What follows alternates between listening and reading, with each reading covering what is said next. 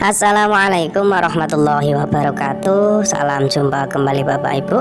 Untuk video kali ini nanti kami akan mencoba mengupas bagaimana implementasi kurikulum merdeka di tingkat SMA. Di tingkat SMA ini sangat banyak sekali pembahasannya, paling tidak ada 6, yakni yang pertama adalah tentang karakteristik kurikulum merdeka secara umum, kemudian dilanjutkan ke karakteristik kurikulum merdeka secara khusus di tingkat SMA. Kemudian nanti yang ketiga tentang perubahan di SMA. Dari kurikulum 2013 ke kurikulum merdeka ini apa saja yang berubah, bagaimana perbandingannya, nanti juga akan kami bahas di sini. Kemudian yang keempat nanti adalah tentang struktur kurikulum merdeka di tingkat SMA. Kemudian yang paling penting nanti adalah tentang alur pemilihan jurusan. Karena nanti di tingkat SMA mulai kelas 11 siswa-siswi kan diberikan fleksibilitas untuk memilih mata pelajaran pilihan mereka sesuai dengan bakat, minat dan juga cita-cita masing-masing peserta didik. Berarti bagaimana sekolah nanti mempersiapkan jurusannya dan bagaimana cara siswa untuk memilihnya nanti akan kami kupas di pembahasan ini juga. Dan yang terakhir nanti adalah tentang pembelajaran berbasis proyek. Karena di tingkat SMA ini sangat luas penjabarannya, maka mohon maaf untuk implementasi kurikulum merdeka khusus di SMA nanti akan kami bagi menjadi 3 video. Insya Allah ini sudah jadi. Hari ini kami upload yang pertama, yakni tentang perubahan-perubahan yang ada di tingkat SMA. Kemudian video yang kedua sudah kami upload juga, tapi kami jadwalkan besok jam 3 sore, yakni tentang struktur kurikulum merdeka. Dan video yang ketiga yang terakhir besok lusa jam 3 sore juga tentang bagaimana kita mempersiapkan alur pemilihan jurusan, bagaimana kita menentukan jurusannya, bagaimana anak-anak nanti memilih jurusannya, dan bagaimana contoh-contohnya nanti akan kami bahas di video yang ketiga. Kita mulai pembahasan yang pertama tentang karakteristik kurikulum merdeka. Ini saya kira Bapak Ibu juga sudah paham semuanya, tapi tidak ada salahnya jika kami mengulas sedikit supaya lebih mendalami tentang karakteristik kurikulum merdeka ini. Kita sudah paham semuanya bahwa karakteristik kurikulum merdeka ini ada 3, yakni yang pertama nanti fokus kepada materi esensial. Kalau dulu di kurikulum 2013 itu materinya sangat padat, materinya sangat luas, nanti di kurikulum merdeka bisa Bapak Ibu cek di buku guru atau buku siswa, materi pembelajarannya itu sangat simpel, sangat sederhana, karena yang dibahas hanya materi esensial. Kenapa? Karena nanti yang didalami adalah tentang kompetensi dasar, terutama tentang literasi dan numerasi siswa.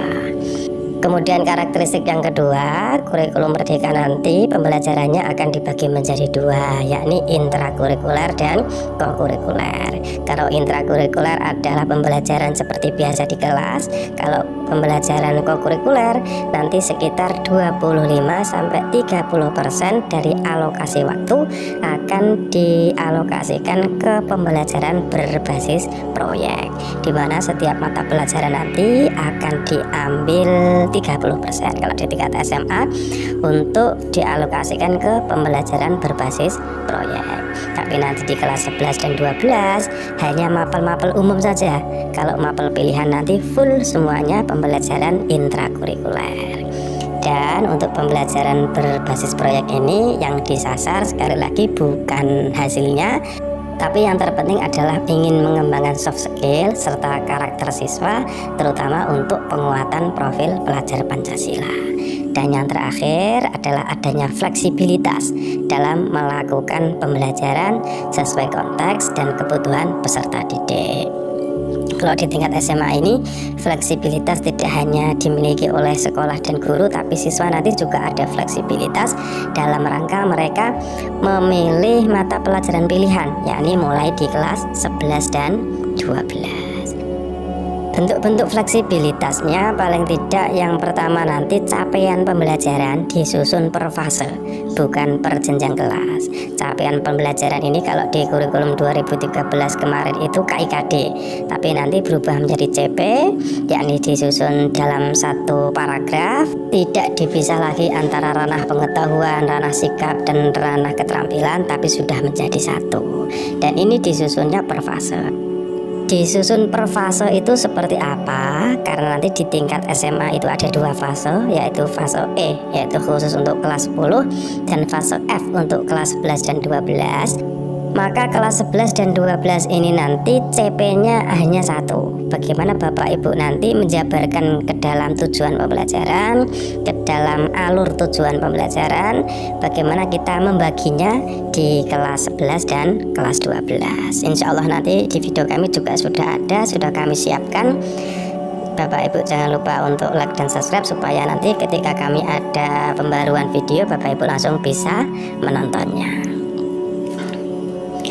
Kemudian fleksibilitas yang kedua, jam pelajaran disusun per tahun bukan per minggu. Dalam pelaksanaannya mungkin nanti juga yang terjadi juga per minggu, tapi pemerintah memberikan alternatif ketika sekolah pengen berinovasi, pengen menyusun struktur kurikulumnya, nanti diberikan fleksibilitas.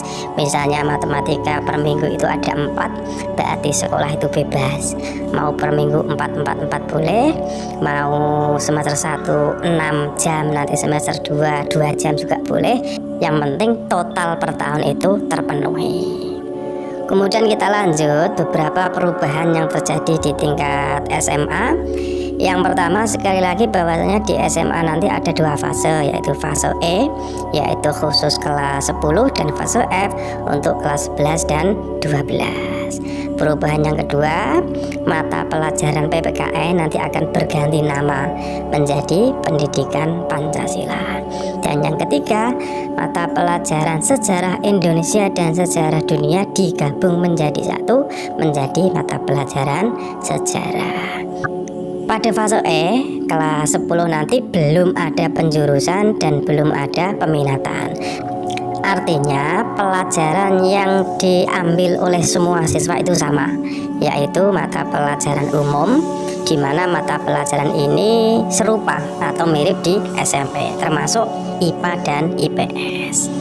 IPA dan IPS ini tidak dipisahkan secara spesifik, masih berupa mata pelajaran IPA, tapi pada pelaksanaannya nanti ada 3 opsional pengorganisasian.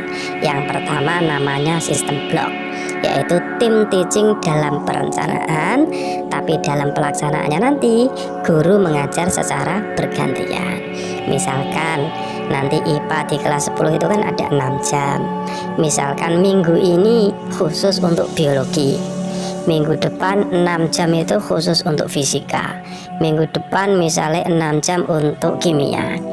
Atau bisa jadi bulan pertama itu khusus fisika dihabiskan dulu, nanti di bulan kedua kimia dihabiskan dulu, nanti baru fisika baru diajarkan.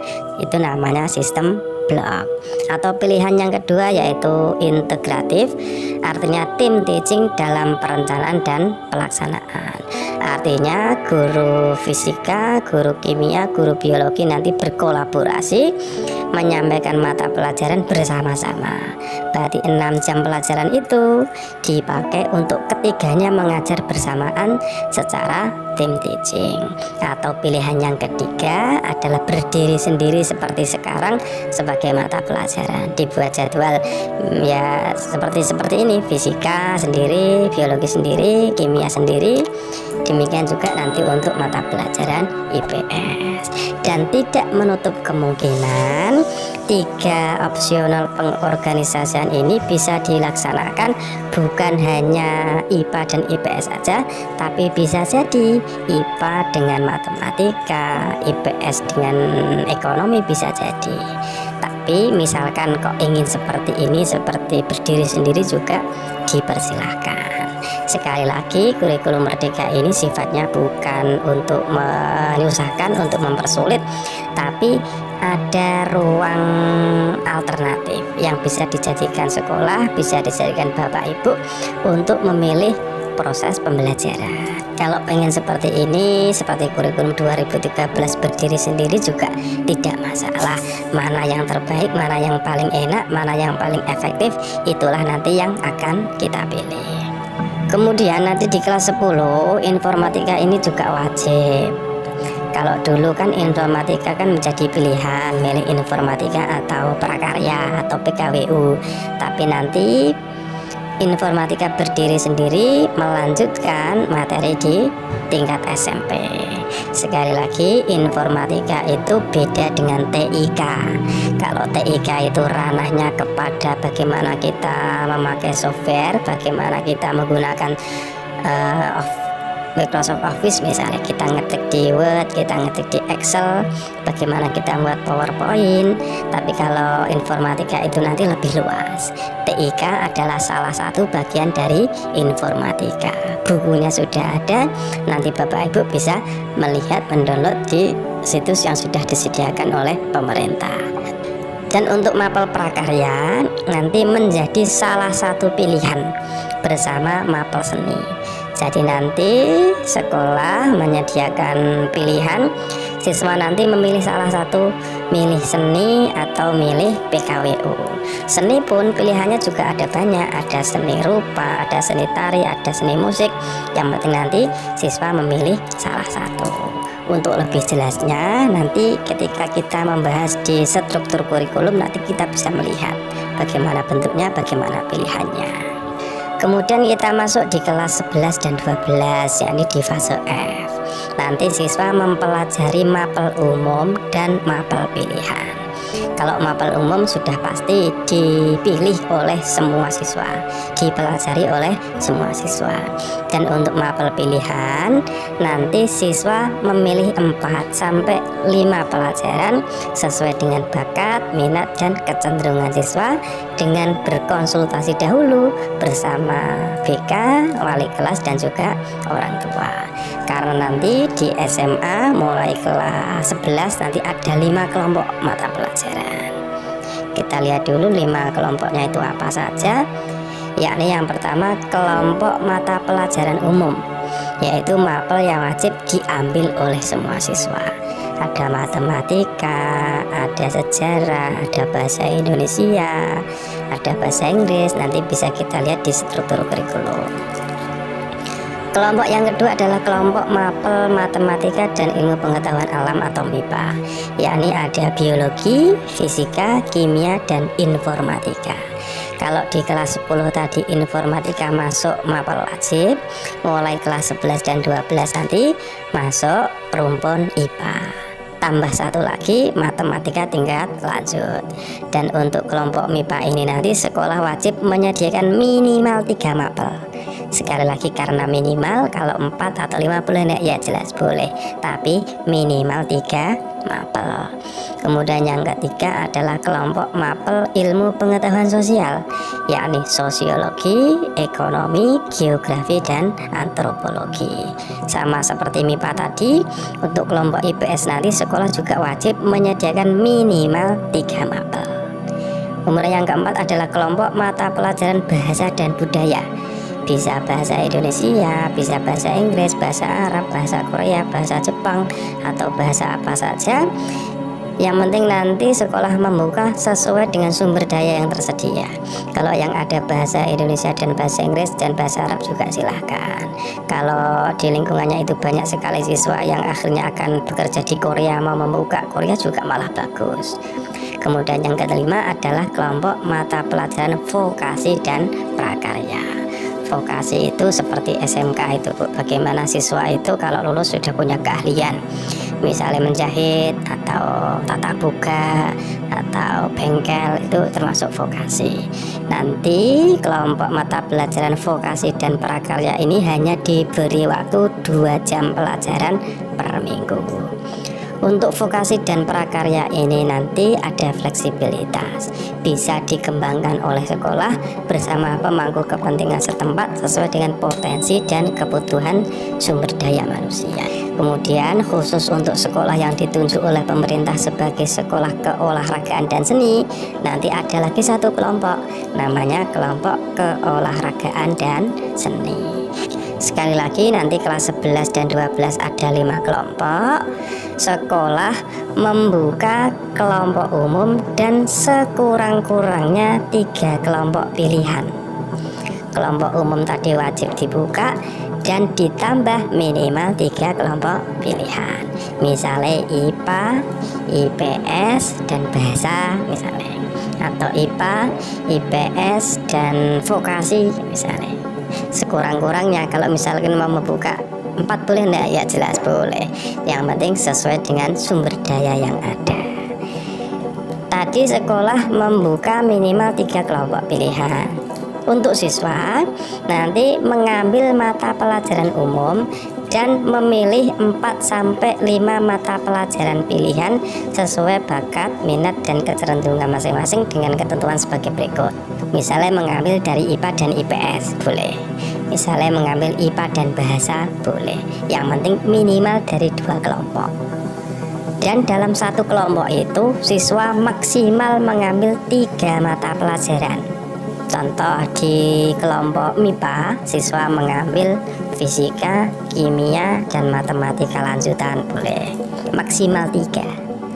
Dan keseluruhan mapel yang diambil itu maksimal 5, karena nanti untuk jam pelajarannya mapel pilihan ini adalah 5 jam pelajaran per minggu dan tidak tidak dikurangi untuk proyek, berarti full 5 jam pelajaran itu untuk mapel pilihan.